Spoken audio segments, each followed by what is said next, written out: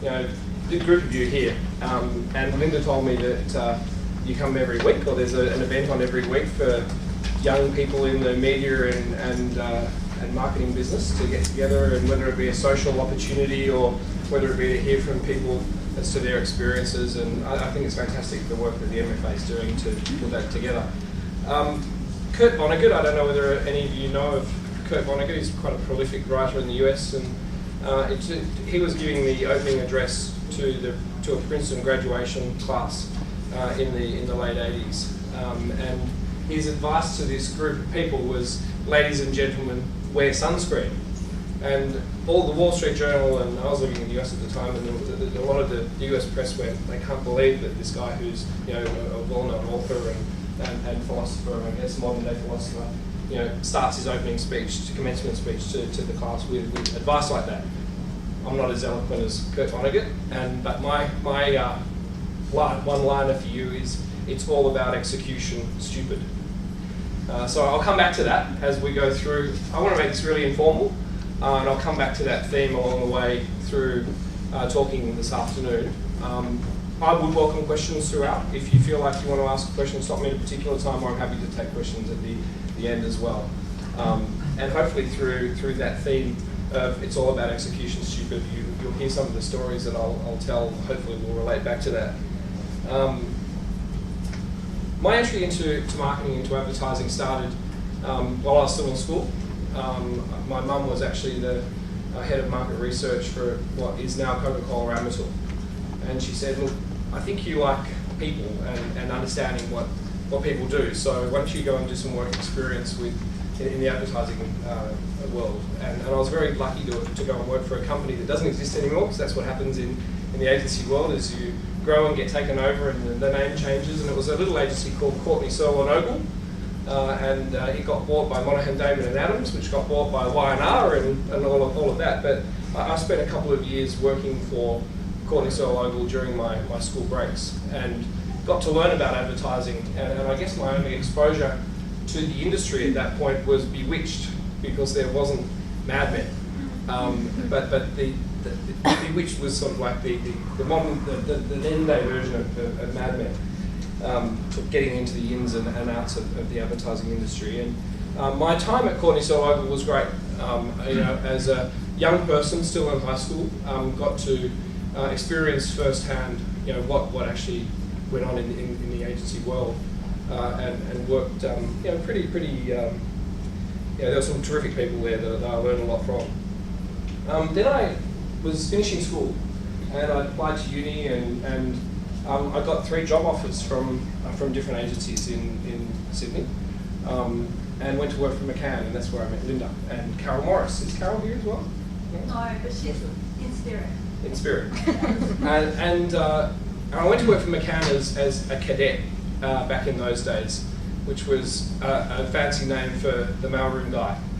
And it was a really interesting time, because I got to, in that role, experience some really I think special moments that a lot of people who join the industry might not necessarily have experienced. And one of the stories I want to tell you is about my relationship with, and it's not that sort of relationship, with the then chairman of McCann, Peter Charlton. Peter was the president of the Liberal Party of Australia, a larger than life character, very tough. I think that would be fair to say, Linda, wouldn't it? Yeah. Very tough guy, ran a successful business, and I used to drive Peter around to and from meetings, take him to meet with clients, take him to lunch, pick him up from home, take him to home, all that sort of stuff. And during that time, the mobile phone got launched.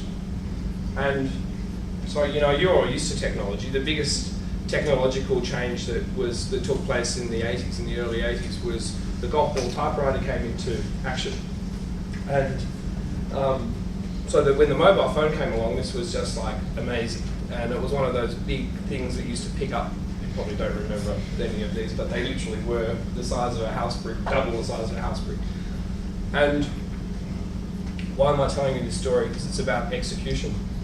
And Peter his assistant used to ring me and say, meet Peter at the top of the driveway, and then take him into the city. He's going into Amatil. And so I always used to go that way, and I'd always go over the Carl Expressway. I'd go downstairs, pick up his his statesman, I still had P plates, so I'd stick that on the front of it. He'd say, take the P plates off, I don't want people seeing my car with P plates on it. And off we'd go into the city. And this one particular day, I had to pick Peter up, and then I had to go and pick Andrew Peacock up, who was the leader of the opposition, Les Hollings, who was the editor-in-chief of The Australian, and Mike, I'll think his name in a minute, who was the president of Nestle in Australia. Mike Garrett, you'll remember him, Linda. And so here I was driving these guys to a Liberal Party function, and I'm hearing Peter in this very deep voice, and he's to say to me, one day when you're chairman of the company, you'll be able to take people to lunches like this. And I said, oh my God, I can't believe the pompousness of this.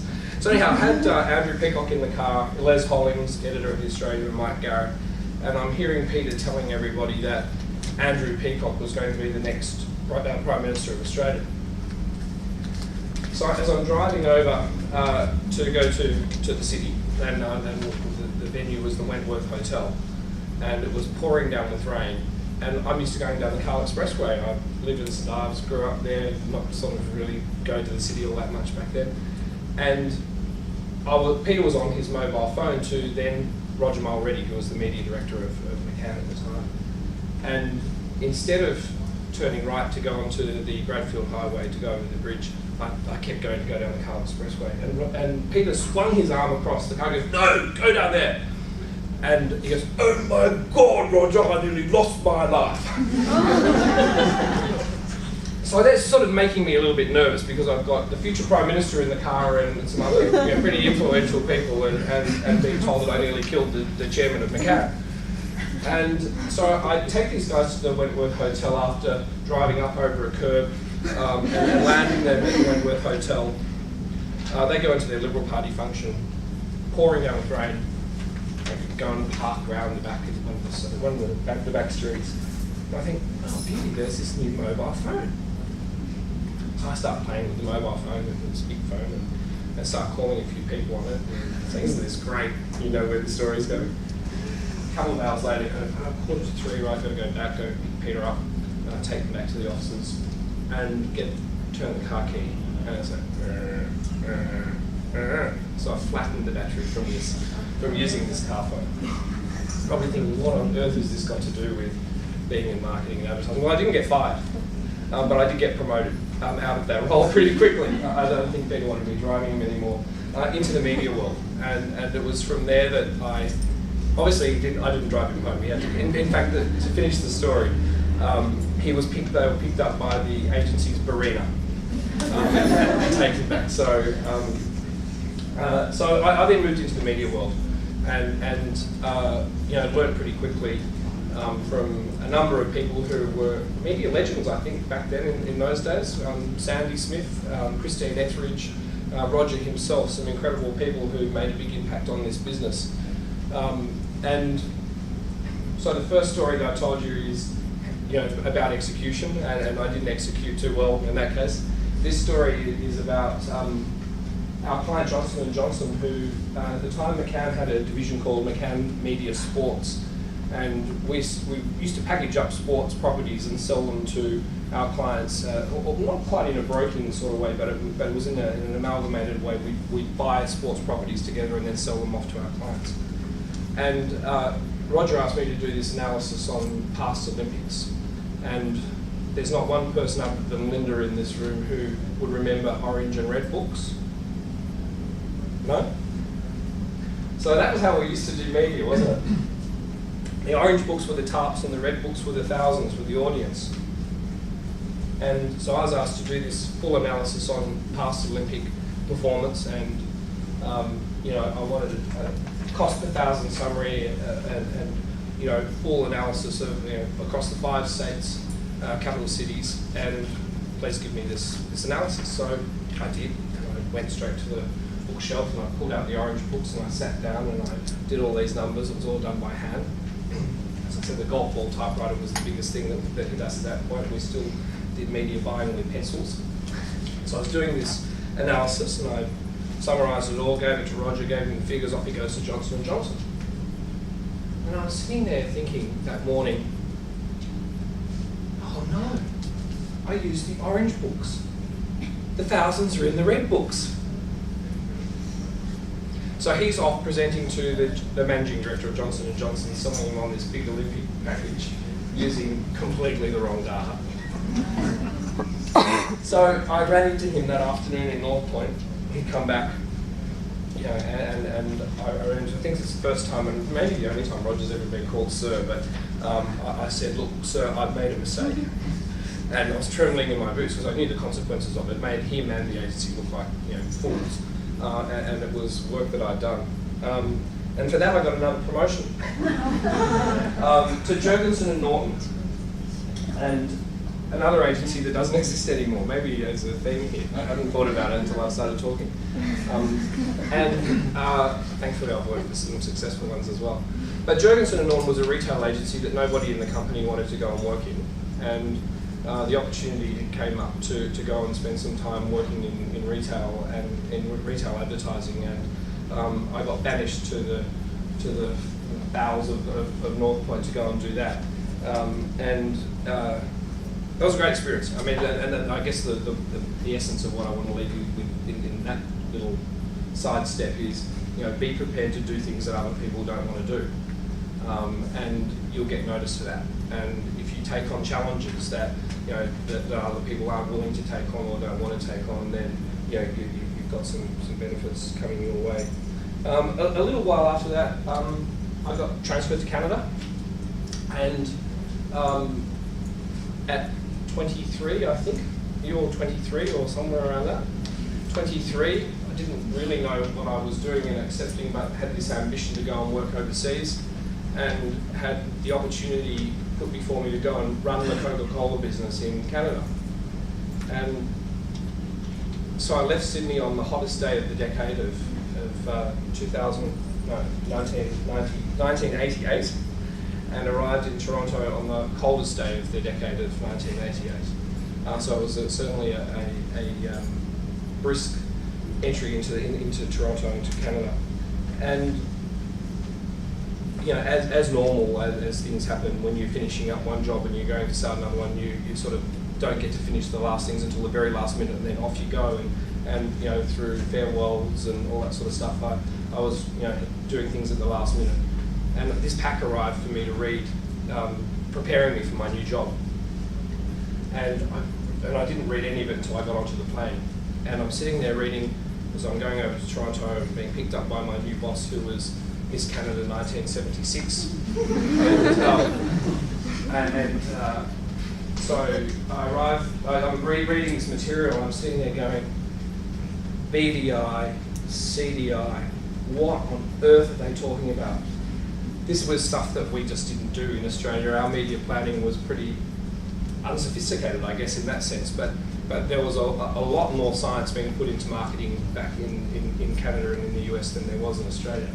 And so I arrived in Toronto with this job, this big job, that I was actually quite ill prepared for. And I was very lucky because there was a guy called Tony Eames, who was the president of Coca-Cola Canada, who was an Aussie. So I never forget the fact that there are Aussies all around the world, and they'll take you under their wing. And Tony pulled me aside, we knew some people in common, and he said, look, the business was up for review in 90 days, by the way. That was one of the things that I didn't know going when I accepted the job, was that they'd lost Nestle, they'd lost General Motors, they'd lost a big brewing company, and the Coca-Cola business was up for review. And so one of my jobs was to try and keep it, and I didn't know what a BDI or a CDI was. Anyhow, after that I got promoted again. So I got promoted down to New York to be the international media director of the Coca-Cola business, and then ultimately became the chief operating officer of what has become Universal McCann, and was part of the team that architected the breakaway of the McCann media department into Universal, which of course is one of the big media agencies around the world. Is anyone from Universal here today? Yeah, good. Yeah, so that's the history of that, and had a great time over those years. And I was in New York for 10 years, working with a whole range of clients in the end, and finally as executive assistant to our worldwide chairman, that then brought me back to Australia. and back to Australia to become, to lead the Australian office of McCann Erickson rather than Universal McCann. And you know, we went from being the number 12 agency in Australia to the number 4 agency in Australia during that time, which were pretty great years for the company. We won 14 pitches in a row. We lost a couple along the way, and lost a couple of big bits of business along the way as well. But you know, that was a great time for the agency. And from there I went to CBA, and some of you might have been around when I made the decision to appoint Goodby Silverstein and Partners as our advertising agency for the Commonwealth Bank. And that was a really interesting, it was a difficult time in my career because it was a time when publicly I came under a lot of scrutiny, and a lot of the decisions that I was making at the time at the bank were being judged by you know, armchair critics and people who were you know, obviously had interest in the industry. But appointing an American advertising agency to handle one of the largest Australian brands was certainly considered by the creative community as heresy. If you saw any of the press back then, it was pretty brutal. A couple of the media companies took aim. But it was the right thing to do, and it was the right thing to do because the company that we were working with at the time, and I'm not going to name who they were, had said to us, "You're a bank. Everyone hates banks, and you're the biggest bank in Australia, and that means everyone hates you even more. The best thing that you can hope for is to be hated a little less than you are today."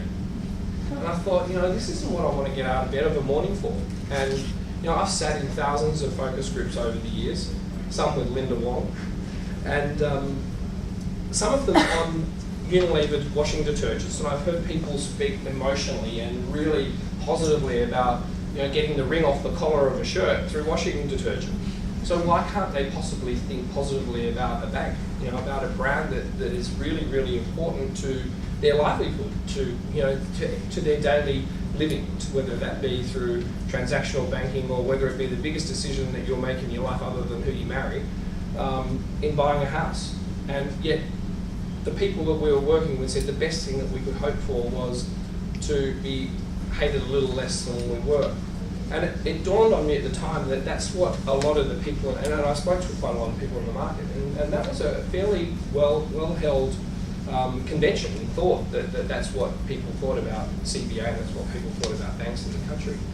And I thought, well, the only way that we're going to be able to break that cycle is to actually do something quite different. And in order to be able to do that, we need to be able to work with people who don't know us and don't know what we represent and what people think about us. So give us a real new opportunity to reposition the business. And so we did do that with Goodby Silverstein and Partners, and the Determined to Be Different work that you might remember was the start of that relationship and the start of that work. And over that time, you know, I think, you know, the bank's history has been a phenomenal success. You know, we're at 15 points behind NAB, who was the second lowest in customer satisfaction. At the end of that time period, you know, CBA and ANZ were rivaling each other for first position in customer satisfaction, and there were months when CBA passed it. We were at a point at the beginning before we appointed Goodby where we were losing market share in all core parts of the business, and by the time we finished with that work, we were growing in all parts of the business. CBA is today the 8th biggest bank in the world. So I think that, you know, while it wasn't just a marketing, an outcome from the marketing, marketing played a very important part in the repositioning of CBA, and you know, we had to do something different in order to be able to get people to change the way they thought about the Commonwealth Bank. And that finds me in the place that I'm in today. I left CBA reluctantly, to be honest, in 2005. Sorry, where are we? What year are we in? It was like last year. It feels like years ago. I left. In fact, I've been at Telstra for a year. The week after next, on the 4th of April. And this is being filmed. But reluctantly, because we had a great run. We'd had 6 years of fantastic performance, of improving across all of the dimensions of the business, and you know, but an opportunity to reposition Australia's largest brand, being Telstra, was too good to refuse. And so a year ago on the 4th of April, I started there as Chief Marketing Officer. And hopefully you've seen a repositioning of that brand. And a very similar situation, customer satisfaction really low.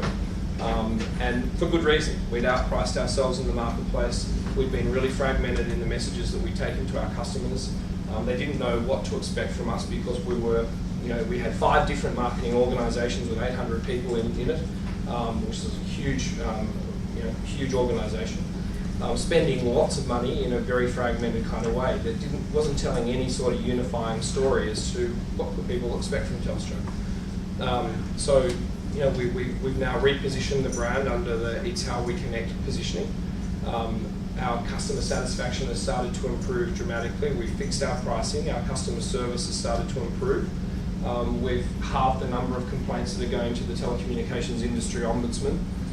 We've had record growth. We've put on 95% of all new net customers into the mobile market in the last 6 months, and 1 million new customers the half before that.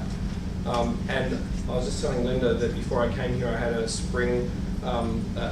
presentation sprung on me to present to our executive team the results of the latest reputation study, which has seen Telstra beat all of our competitors on all key audiences for the last year, measured over the last year. So, again, I think some great success there, but not specific, not only marketing. It's about all of the elements of the business working together. How much longer have I got, Linda? A few minutes? 6. 6 minutes. Okay, so a few things that I wanted to add to those stories. Leah Burnett had a great saying, reach for the moon, and if you're lucky, you might grab some stars on the way. I think that's something that you should all think about in terms of your careers. Is aim high. I didn't think that the boy from Turramurra would end up in New York and running McCann in this part of the world. A great quote from Shakespeare, from Hamlet, the Polonius moment, "To thine own self be true." Enjoy what you do is really the message there. Is if you don't like getting up and coming to work of a day, don't stay in the industry that you're in here today. Go and find something that you really enjoy. This is a great industry, and I've had a great 27 years. Sorry, Linda. 27 years in it this year, but make sure that you're enjoying what you do. I've covered, do things that others don't want to do. I think that's a really important thing as you're growing your career is take on challenges that other people either don't want to stand up to or that you might find difficult. Learn from the good and from the bad. I gave you a couple of stories of leaders that I learned some lessons that I wouldn't want to repeat. And I think that's something to be able to think about as you go through your careers is what are you actually learning? Are there things that you actually want to replicate and actually take into your own leadership brand moving forward, or are they things that you want to actually leave out of it? And being able to discern what those things are. Don't be afraid to make mistakes, but make sure that there's an early warning system in place. And me and my TARP versus thousands story was, I think, a good example of that. Is I screwed up big time, and that wasn't a good thing for Roger, for me, for the company. But getting on top of it quickly, I think, is a really important thing to do. It's all about execution. Stupid. Any questions? Comments? Yeah. I remember you saying, when you were talking, I remembered about how CBA had a campaign and it was based around the American ad agency and how it was sort of, we're taking it back from the Americans. Were you still at Commonwealth when that was out? Yes. How did you feel about it? So did you revert back to an Australian agency? Sorry, this is the American... There was an ad campaign and it was, yeah, and it was sort of set in an American agency, yeah, and they were going there and saying, oh, these are the money. Yeah. Yeah. No, that was all my work. Oh, okay. And people go, in fact, I was at the AANA Congress a few weeks ago, and it was, I agreed to do an uncensored interview with Paul McIntyre and then take any question that was asked other than those that were legally privileged. And this guy asked me a very similar question, and he was proposing that what a stupid idea this was. I mean, you've made the Commonwealth Bank marketing department look like complete buffoons. And I said, surely you get the irony of that campaign, and that's clearly what we were trying to do was create a vessel and create a device through which any message could actually be put into. And if you think about that campaign, and there were, I think, about 18 or 19 different commercials over the series in the end, from an overarching brand message right down to an interest rate change on home lending. And so that device gave us that flexibility, and that's all it was. And the concept and the thinking behind it was, that people relate to humour. Popular programs at the time were both The Office and Seinfeld and that type of humour. So the agency obviously came up with a concept that played into that humour space, but enabled us to put pretty much any message that we wanted to within that framework. Do you want me to wait till the end for other questions? No, what are you going to do? I'm happy to keep going if there are any others, or Patrick can come up and do his bit. Yeah. Yeah. I guess kind of today you're speaking to an audience that I don't know if we want to raise hands in terms of how many of us actually have mobile phones with Telstra. How are you kind of changing the way you're targeting the sort of 18 to 39 demo, which is traditionally done quite poorly in the past? It's done really poorly, and we've been probably some of the worst at it. One of the things that was really surprising to me when I arrived a year ago on the 4th of April is that we didn't we didn't use mobile advertising at all. Here we are, the largest mobile carrier in the country, and we didn't use our own medium to communicate with our customers and potential customers. One of the things that's happened at Telstra over the time as we've restructured our business multiple times is parts of the business have changed structure, and the youth marketing team is something that disappeared. And we've let Vodafone and Three eat our lunch in that space, and I'm pleased to say that we've corrected that. There's a youth marketing team that's being recruited at the moment. There's a guy called Alistair Park, who's the General Manager of Youth and Niche Markets, who's based in Melbourne, and he's busy recruiting a team of people to go exactly after this market. I think that in the meantime, though, what we've done is we've given a fresh face to the Telstra brand, and that's certainly shown in our business results. As I mentioned a minute ago, 958,000 new mobile customers in the last 6 months, and 1 million for the 6 months before that, and 800,000 the 6 months before that. So, there's definitely, as we've fixed our pricing, that was a big problem with the younger market. Our prices were out of market, like big time out of market. You can carry a premium, and we still do. And I'm certainly one who believes that if you've got a quality product, you should charge for it.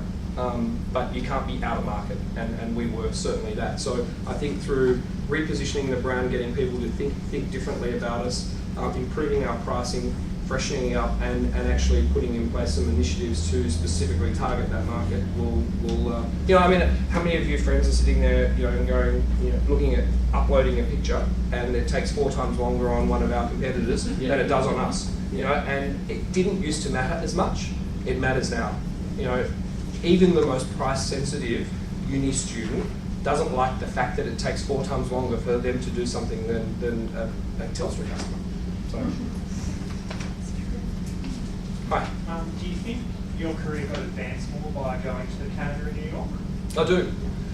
Look, I would encourage anyone in this room that if you've got the opportunity to go and work overseas, to do so.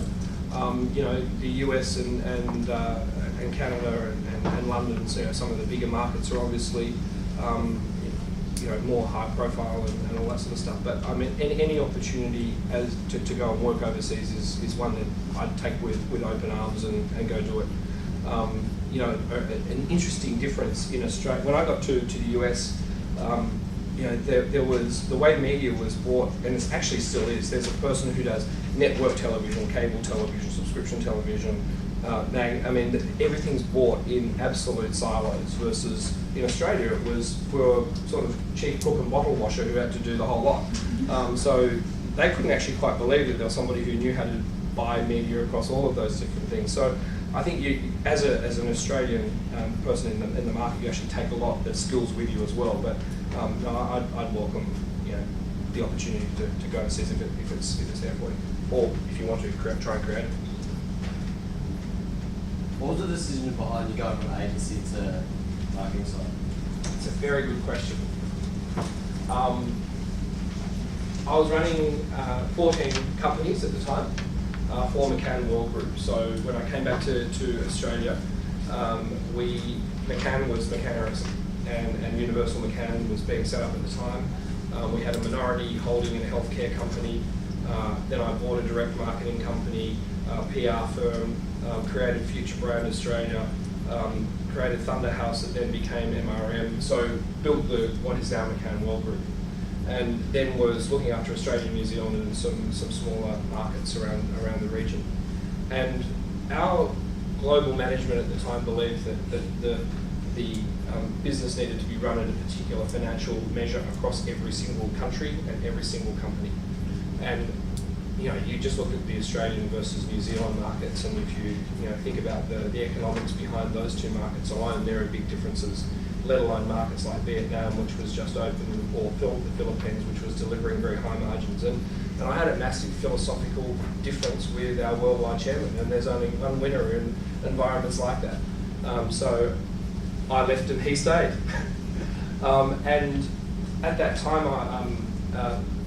I set up a consulting business I wasn't allowed to work in the agency business for a while.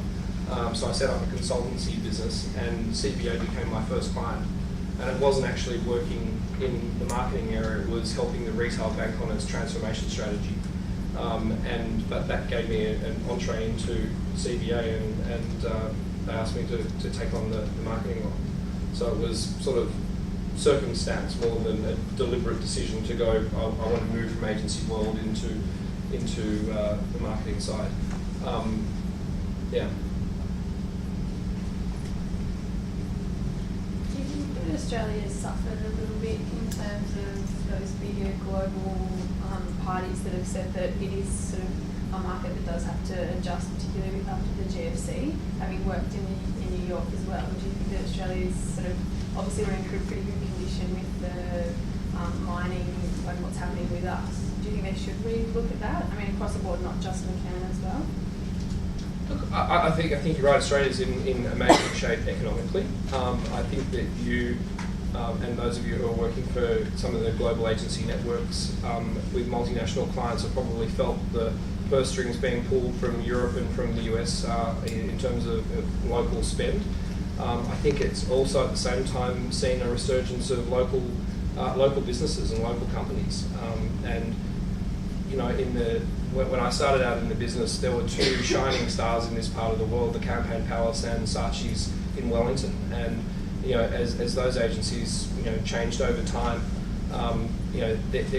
they weren't really replaced by any local creative fire powerhouses. And I'd say that we've got a couple of companies here today in Australia and certainly in New Zealand as well that rate up there with the best in the world. And I feel like I'm working with several of them. A big, great network in DDB, and two terrific local creative agencies in the Monkeys and Droga 5. So I think that the difficulty and uncertainty also creates opportunity, and those who've been smart about it have grabbed it. Right. Do you want to let Patrick come up and happy to come back a bit later?